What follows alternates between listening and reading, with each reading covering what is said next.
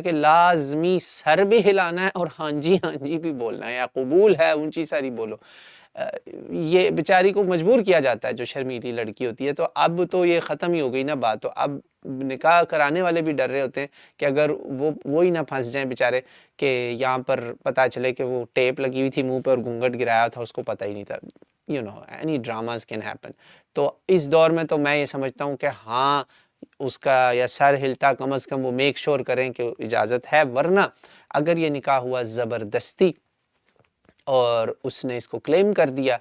کہ کسی بھی عدالت میں، اسلامی عدالت میں آف کورس، کہ یہ مجھ پر زبردستی کی گئی ہے، تو اسلام اس کو پورا حق دیتا ہے۔ اللہ کے نبی علیہ السلام نے زبردستی کے نکاح کو کینسل کیا ہے۔ اللہ کے نبی علیہ السلام کی یہ حدیث ہے، آپ دیکھ لیں، یہ صحیح بخاری کے اندر ہے، اس کا نمبر ہے جی، آپ کو اسکرین پہ آ گئی ہوگی، خنسہ بنت خدام الانصاریہ رضی اللہ